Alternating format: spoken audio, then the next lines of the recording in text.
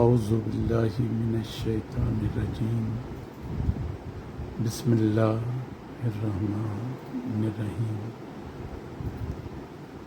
In this podcast, the deceitfully hard behavior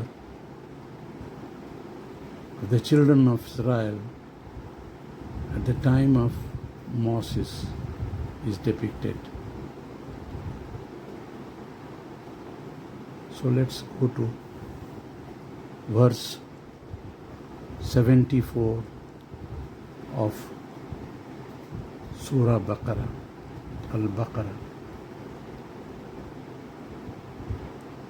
The verse reads as follows: ثم قست قلوبكم من بعد ذلك فهي كالحجارة أو أشد قسوة وإن من الحجارة لما يتفجر منه الأنهار وإن منها لما يشقق فيخرج منه الماء وإن منها لما يهبط من خشية الله وما الله بغافل عما تعملون. Translation: Then thereafter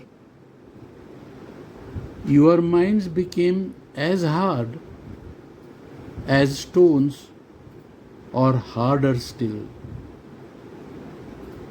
And indeed, through some of the stones do rivers flow, and some indeed break, and water springs out therefrom. And some stones indeed fall out of fear of Allah, and Allah is not unaware of what you do. Comments.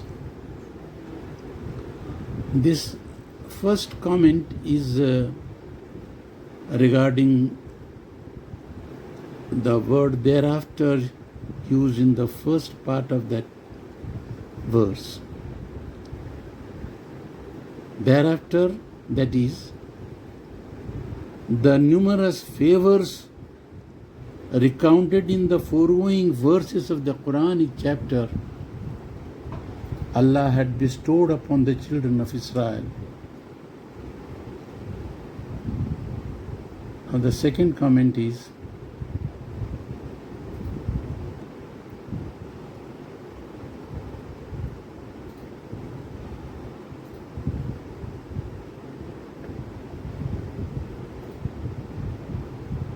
regarding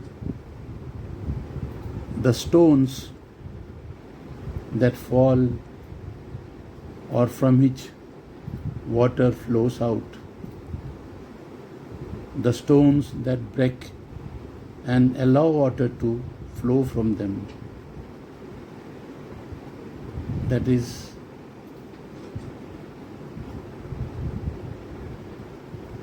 despite the divine favors bestowed upon them, the children of Israel remained adamant and unyielding. They wouldn't yield to the pleas of their prophets to submit themselves completely to the will of Allah and to abide by every command of His means Allah's. Their unyielding nature is compared to the hardness of the stones. Even the stones do submissively obey the laws of nature, or in other words, the divine laws. loosened stones at top of the mountains, roll down the slopes in obedience to the divine force of gravitation. The same divine force compels other stones to make way through them for streams of water gushing down from melting snow. The divine law by which water seeks its own level forces stones embedded deep down in the earth to break and allows spring water to come up through them.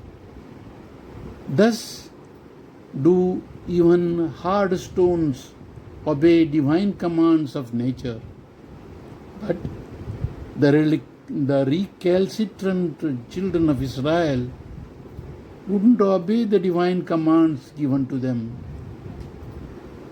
And the moot question that arises in my mind is whether the Muslims of today are any better than the Jews. The Muslims too generally do openly disobey the divine commands given to them through the Quran. And Allah is not unaware of what we do. Now verse 75 of Surah number 2. It reads, أَفَتَطْمَعُونَ أَن يُؤْمِنُوا لَكُمْ وَقَدْ كَانَ فَرِيقٌ مِّنْهُمْ يَسْمَعُونَ كَلَامَ اللَّهِ ثُمَّ يُحَرِّفُونَهُ من بعد ما قلوه وهم يعلمون.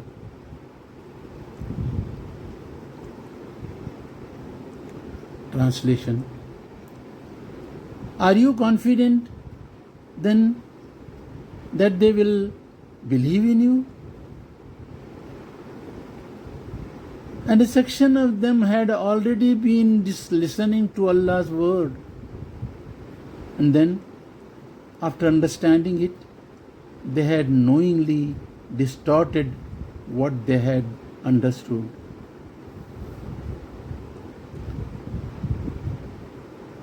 Now, comments. The first comment is regarding the first part, the beginning part of this verse. That is, are you confident then that they will believe in you?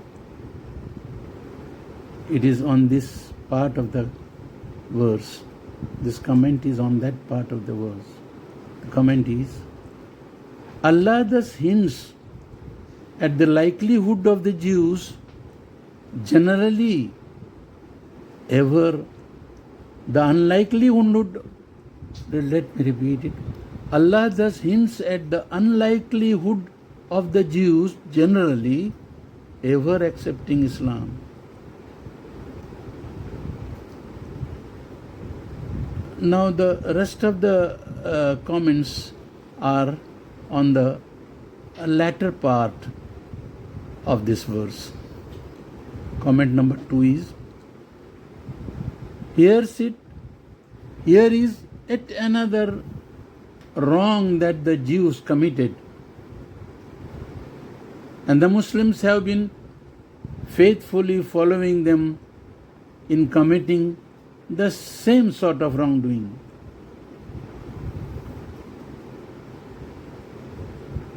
Unlike the Torah, however, the Quran cannot be changed. The preservation of the latter is divinely guaranteed. Why? Verse 9 of Surah number 15. Even so, a section of the Muslims claiming to be learned in religious matters are found perverting the simple, easy and clear meanings of some of the words of Allah.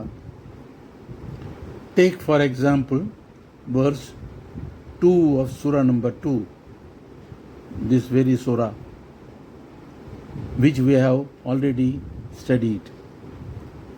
The Quran unambiguously and categorically tells us therein that the pious, that is muttaqi, the Arabic word for pious is muttaqi, would certainly get guidance from the divine book.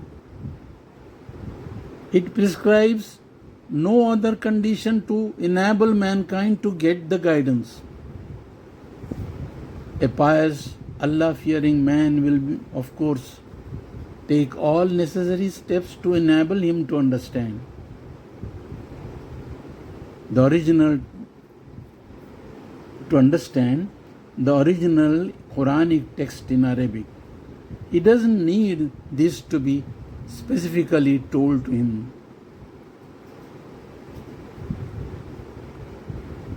Third comment.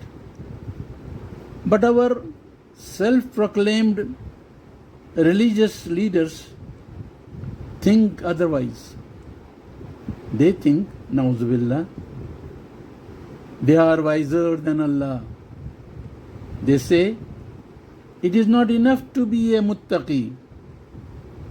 They impose additional conditions. That is, one should be a qualified alim, well versed in Arabic as a language, well conversant with thousands and thousands of hadith, and well read in the numerous works of the fuqaha. Fourth comment. They, the religious leaders, have thus unwarrantedly rendered the understanding of the universal divine message of the entire mankind, the universal divine message for the entire mankind, as the prerogative of the privileged few like themselves. Coming to verse number 76 of this surah, that is surah number 2.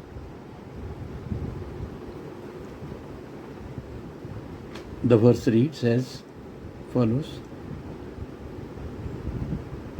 وَإِذَا لَقُوا الَّذِينَ آمَنُوا قَالُوا آمَنَّا وَإِذَا خَلَا بَعْضُهُمْ إِلَى بَعْضٍ قَالُوا أَتَّخَذُوا أَتُحَدِّثُونَهُمْ قَالُوا أَتُحَدِّثُونَهُمْ بِمَا فَتَحَ اللَّهُ عَلَيْكُمْ لِيُحَاجُّوكُمْ بِهِ عِنْدَ رَبِّكُمْ أَفَلَا تَعْقِلُونَ. Translation. And when they meet those who believe, they say, we do believe. And when they are alone, one with another, they say,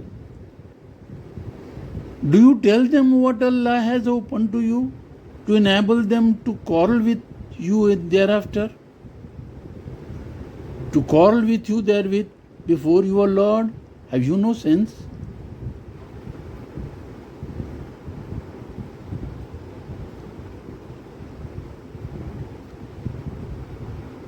The word they in the beginning of this verse means this is in continuation of the Jewish history. They here therefore connotes the Jews.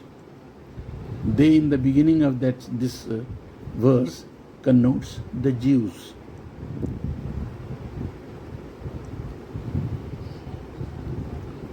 Now when they say we do believe,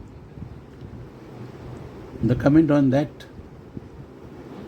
assertion of the Jews is the same clause, that is, we do believe in Arabic, has been used in verse 2:14. That is the 14th verse of this surah, surah number 2, as we have already seen in these studies. There, hypocrites in general are referred to. There, that is in verse 14, the hypocrites in general are referred to, and here in this verse, the hypocrites from among the Jews are referred to. Verse 2:14, that the 14th verse of this surah, informs us that the hypocrites' declaration of faith was only a mockery. Here, in verse 276, 76th verse, we get the further information that the Jews were worried about the hypocrites from among them divulging things divinely revealed exclusively for them, as they thought, in the Torah. Exclusively for them in the Torah, to the believers. They were worried that these hypocrites would reveal the secrets revealed by Allah to them in the Torah are being divulged by these hypocrites to the Muslims. Later, in verse 319, that is the 119th verse of Surah number 3, we are informed of the acute state of ill will and anger that raged in the hypocrites' minds against the believers, despite their, that is, the hypocrites' outward show of belief. Coming to 77th verse of this surah. أَوَلَا يَعْلَمُونَ أَنَّ اللَّهَ يَعْلَمُ مَا يُسِرُّونَ وَمَا يُعْلِنُونَ. Translation. Do they not know that Allah is aware of what they conceal and what they reveal? This divine poser is, of course, rhetorical.